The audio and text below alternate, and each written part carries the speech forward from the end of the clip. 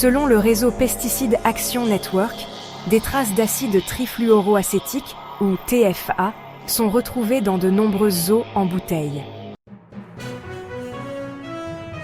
Ce mardi, le réseau Pesticide Action Network Europe a révélé la présence de traces d'acide trifluoroacétique, une substance appartenant au groupe des substances alkylées perfluorées et polyfluorées, aussi connues sous le nom de PFAS ou polluants éternels, dans certaines bouteilles d'eau vendues en supermarché, dont la marque Vittel.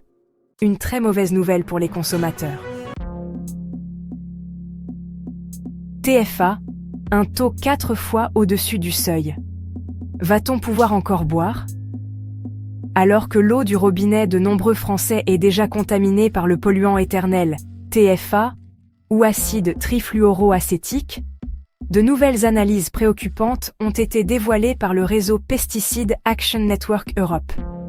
Concrètement, l'organisme a publié le 3 décembre les conclusions de son enquête, réalisée sur 19 échantillons d'eau minérale prélevés dans 7 pays européens. Résultat, dans 7 cas sur 19, la contamination par les TFA dépasse la valeur limite de l'eau potable pour les métabolites de pesticides concernés, qui est de 0,1 microgramme par litre, soit 100 nanogrammes par litre, un seuil réglementaire fixé par la Commission européenne. Dans un cas, la limite supérieure de 0,5 microgrammes par litre, soit 500 nanogrammes par litre, pour les PFAS totaux ou PFAS totaux, proposés dans la directive européenne sur l'eau potable, est également dépassée, révèle l'enquête. L'eau Vittel affiche ainsi un taux de TFA, un composé issu de la dégradation du pesticide flufénacet, et reconnu comme un perturbateur endocrinien par l'Autorité européenne de sécurité des aliments. 4 fois au-dessus du seuil, soit 0,4 microgrammes par litre. Contacté par Le Monde, le groupe Nestlé Waters a tenté de rassurer les consommateurs. Vittel peut être bu et a toujours pu être bu en toute sécurité. D'après la filiale de la division eau du groupe Nestlé, cette limite de 0,1 microgramme par litre ne s'appliquerait pas au TFA, qui ne fait pas partie des métabolites pertinents de pesticides. L'autre marque pointée du doigt, les bouteilles d'eau minérale Villiers contiennent plus de 34 fois plus de TFA que la limite réglementaire.